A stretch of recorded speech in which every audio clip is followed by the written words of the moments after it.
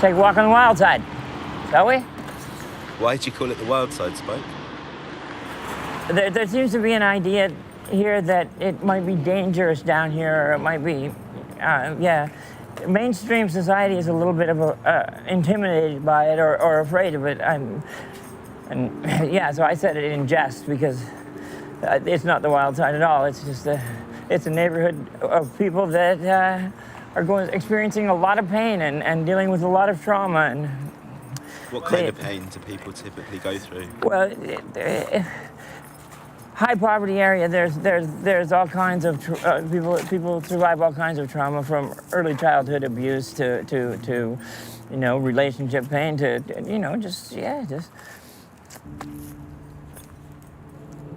people have gone through a lot down here.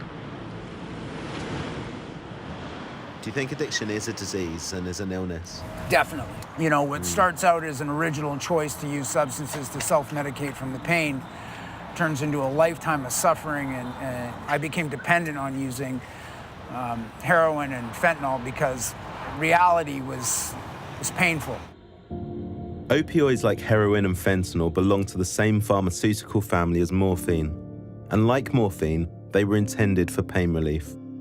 Everyone in this self-medicating community has a backstory, and pain, both physical and mental, is all around. Is this person okay? We'll check right now. I'm sure they're probably breathing, but hey, how are you? I'm fine. Cool. We're filming the wall, but we won't. Okay. Cool. Sorry to come into your space, ma'am. I had an ugly childhood, and so I dabbled. Yeah, I was running away from things, from an awful lot of pain when I was a kid, and I used narcotics. I cleaned up. In 1997, I cleaned up to raise my child. His mother killed herself, and I was a single dad. I raised my son, and because I owed him a life, and I have an amazing son. He turned out exceptionally well. I'm really proud of the job that I did. And then I had an accident, and it kind of brought me back. I got hit from behind on my bike. I broke my legs, my pelvis, my hip, my ribs, ripped my rotator cuff, crushed both hands, broke my back in 4 places, my skull in 4 places, my face, my nose, my teeth, with a shearing brain hemorrhage. Yeah, it wasn't a good day in my world. If I'd have met you down here 10 years ago, what would the difference have been? No. Yeah, you wouldn't have met me. If you would have met me, I'd be apologizing right now. So, completely different What person. would you be apologizing for? Probably for something that I'd done to you or taken from you. But yeah, I'd inject drugs 30 to 40 times a day. I mean, so wow. Yeah, I mean, just the shell of a person that was just. How much was that costing? Oh, probably a good $600 a day. Fentanyl is now sweeping through North America at a horrifying rate. Since it hit the streets, drug overdose has become the leading cause of death for those under 50. You can't find anyone in these alleyways who hasn't lost a loved one. It's scary how commonplace it's become. Have you lost any friends, Michelle? Through this fentanyl shit? Oh my God, my brother. I lost my brother. I'm so sorry to hear that. Me too. How did your brother die, Michelle? The fentanyl, yeah. So sorry.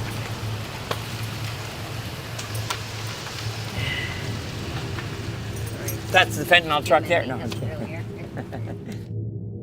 Perhaps fentanyl's cruelest trick is the Stockholm syndrome it pushes to its victims. The more it devastates this little community, the more people seek solace in its arms.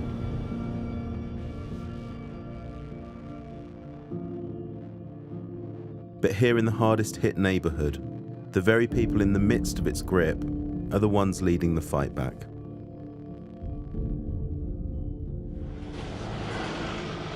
Right now we're going to go to the Washington Needle Depot. It's peer-led, and we hand out harm reduction supplies for the community. Peer-led means that the staff that work there use drugs themselves and are part of that community? Yeah, absolutely. Yeah, it's really important that people from the community are the ones leading it. Hey guys. Hello. Hi, cameras. So double shift. No one showed up for this afternoon, so we're going to go hit up the East End. Perfect. And we got one OD this afternoon, one this morning. Oh, man. 55 needles found and two Narcan kits given out. So, That's your first day. yeah, first days. Not bad. That's amazing. All right. Thank you we'll so hit much. We'll hit it hard. You're welcome. Well Take care, done. Sarah. See ya. And it was this guy's first day? Yes. And he saved an overdose already? Yeah. Is that pretty common? Would you have an overdose every day like that? Well, I mean, it depends on where the routes are, but downtown east side, it's pretty common.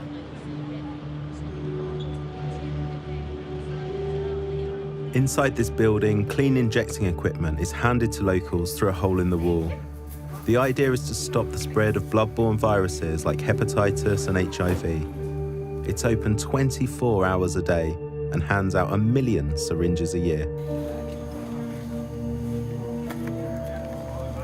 So, Corey, how many needles would you give out in a normal shift? Oh, wow.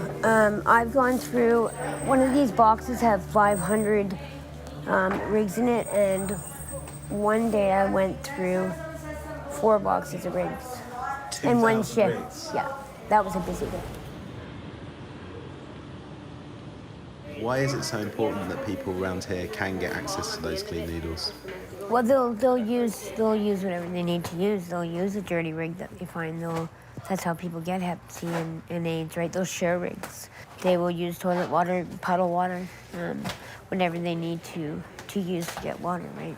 And I guess that water's going straight into their bloodstream, and that does not sound great. Well, can you imagine the diseases in these alleys where people urinate and feces, and this is known as piss alley. Smells like piss, right?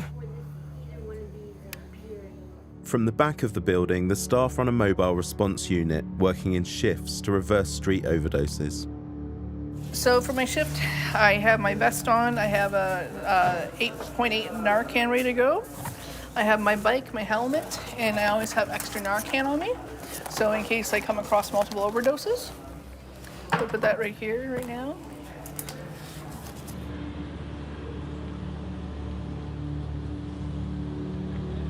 Workers like Jen patrol these alleyways, administering life-saving medical interventions.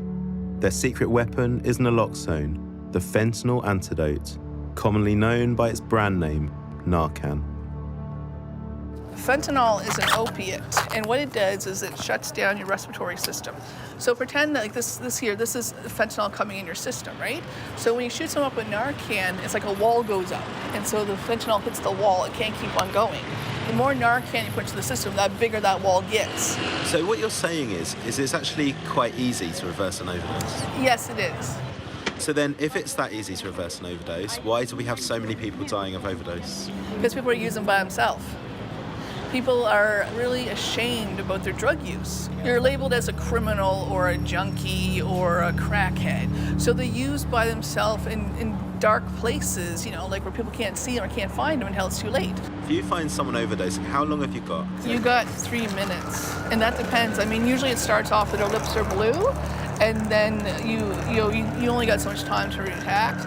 If you find them their face is purple, it means you're staying on death's door, and if you find their face is black, you have like a slim chance of bringing them back. So when you do find someone that's OD'd and you're able to turn that around, save their life, how does that feel? Extremely stressful and traumatic. You remind yourself this is why you do this job. So for myself, personally, in the last 2 years, I responded to 31 drug overdoses. One Friday, we had 103 overdoses. And then a week later, we had 12 people die in the city of Vancouver. On one day? In one day.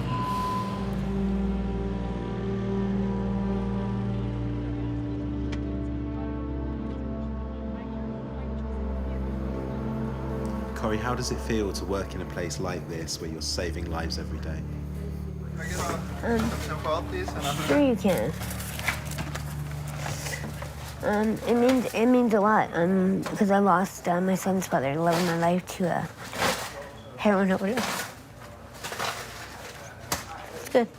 I like it. It feels good to save a life instead of being just part of the problem, right? So it's kind of being part of the solution.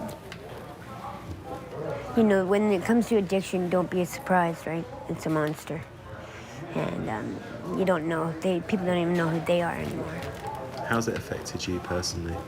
Oh, we won't go there. It's affected me tremendously, right? Changed your life?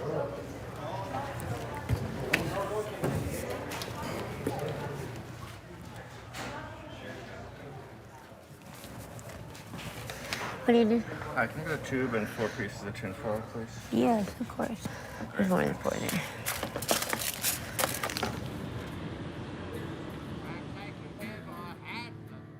The city of Vancouver has invested millions trying to combat the crisis. And while health responses like this have made some inroads, fentanyl has at times been an impossible challenge for lawmakers. It's become so bad that average life expectancy is officially reducing, and a public health emergency has been declared. It's caused a deep mistrust from those in the community here towards those in power. Try to keep the camera on this side of the street, not too much on that side, and then until somebody tells us to fuck off, we'll walk up. British Columbia has 4 times the landmass of the UK, and yet 7% of all its 911 calls came from these 2 blocks. There's another one over there, Spike. There's the 3 police cars up there. They are horrendous. People are out here, they're at the lowest they can possibly be, and the police want to fucking grind them a little further into the ground. Like, does it make sense? Not to me. If I'm bleeding to death, I don't want their help. You'd rather just bleed out. I don't want their help. They're not my friend. And you know what? I'm sure I've played a part in every single interaction. I have a colorful vocabulary, and I've been known to have a bit of an attitude. However, they're professionals, right? I'm not a professional. I'm not a professional. They are. There's always cops somewhere. There's 3 cars right there. And to be totally honest, I think a lot of it is just like PR to show that they're out there, you know? Because they don't give a shit about us. The cops are literally watching them shoot up, and they do not arrest them. They've got a bunch of drugs on them. They do not, because they want to contain it and keep it away from the city, keep it away from where people are spending money. And if the cops had rolled up when you were selling me that fentanyl, do you think they'd have arrested us? No, they tell you to fuck off. They'd grab me, put me against the wall, search me, take my shit, and tell me to fuck off. They'd say, go explain that to your boss. In spite of the ill feeling towards them, the police say their approach is based on pragmatism. And it's certainly true that there's open public drug use in full view of them. You guys live on the streets out here? Yeah, we've been in the downtown east side for over a year. Is that hard sleeping rough out when it gets to winter here? It's last night was very rough. Yeah. No, there was rain and the blankets were wet. We had to move. We had weird people like watching us and we just watching you? Yeah. Yeah, no, there was weird people like that came up and just like were standing at the end of the foot of like our bed, and he was just staring at us. Yeah.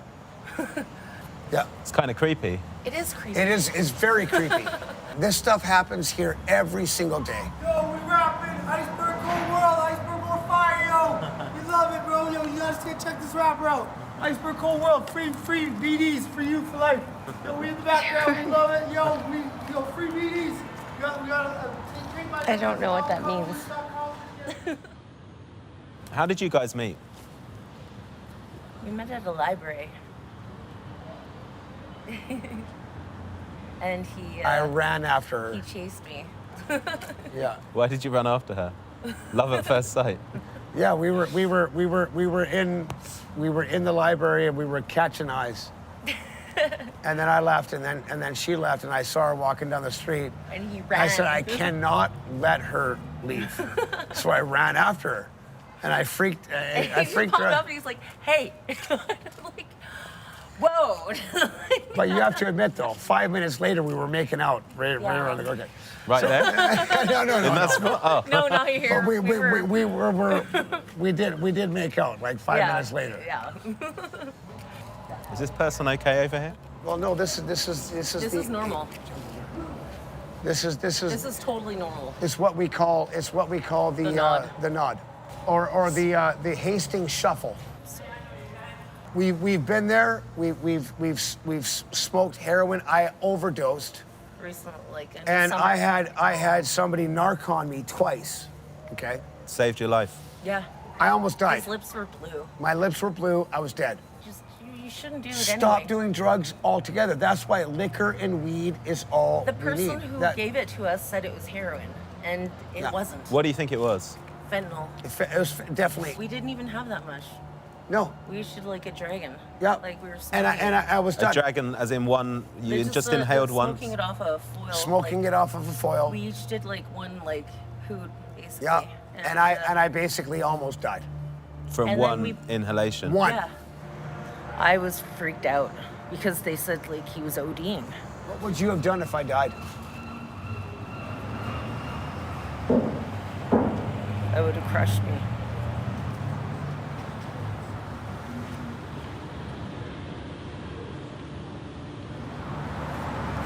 I don't even want to think about it.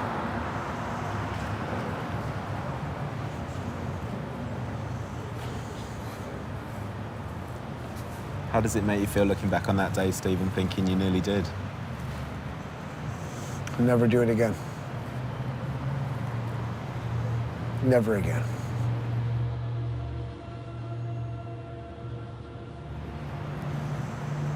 It was stupid. It's not worth it.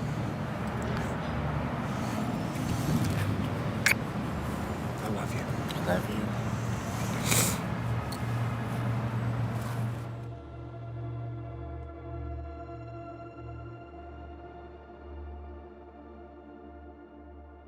Homelessness in Vancouver is at its highest since records began. And as hardship rises, so does addiction.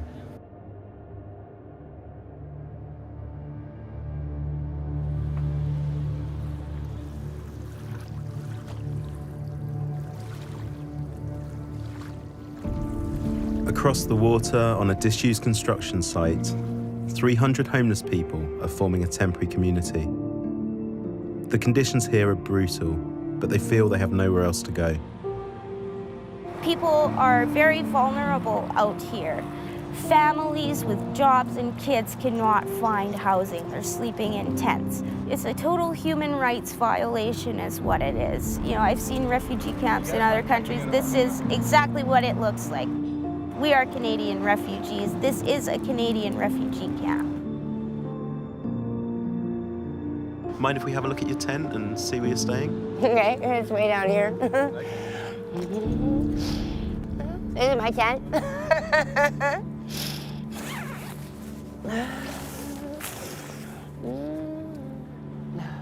I'm embarrassed because it's usually cleaner than this. This is my buddy. And here, this is Bruce. He's been with me since I've been here. Yeah, and I got eagle feathers up there. They're saving me, keeping me safe. Yeah, like I said, it's a bit of a mess here, but I golf, so. Oh, you play golf? I'm not any Tiger Woods or anything, Okay. but.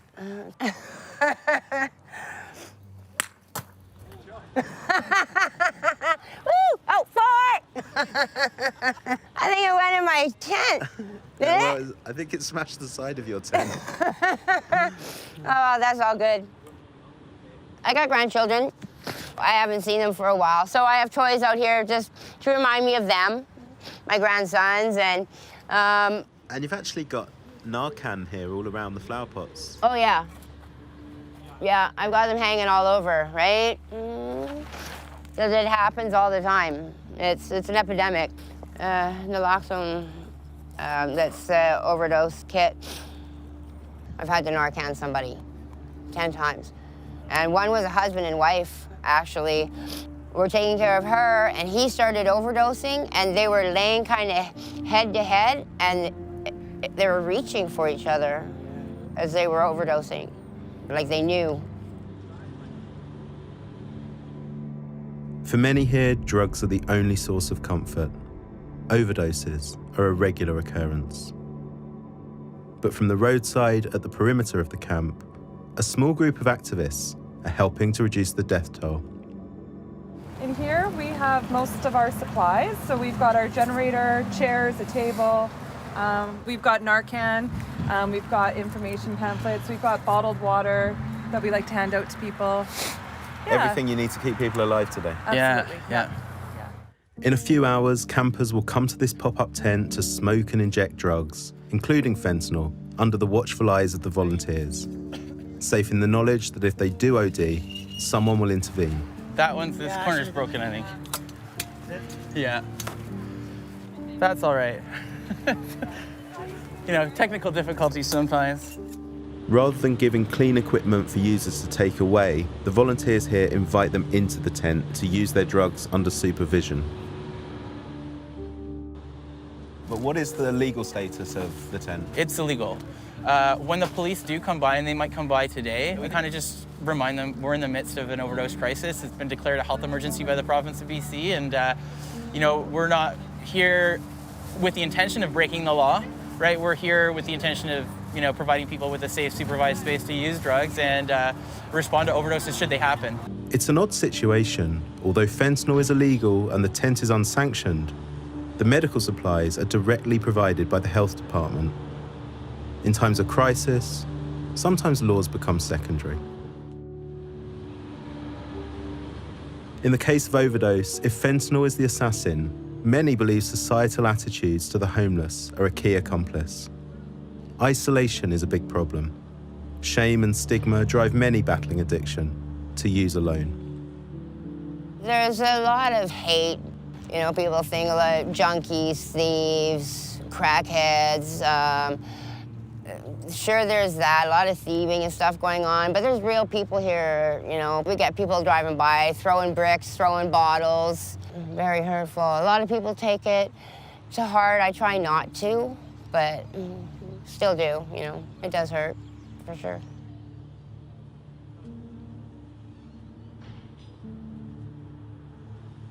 I worked many, many years. I pay my way, and I collect bottles every day. I average $10 to $15 a day.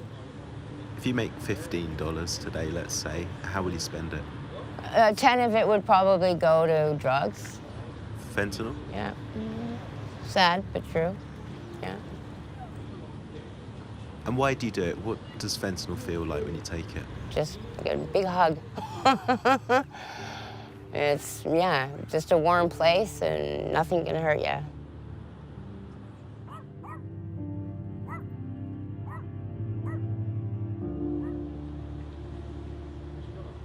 Homelessness and addiction has caused real damage here. But community life is vibrant and humanity abundant. And in an area of so much intoxication, a sobering thought emerges. How many of these people would not be here if it weren't for naloxone?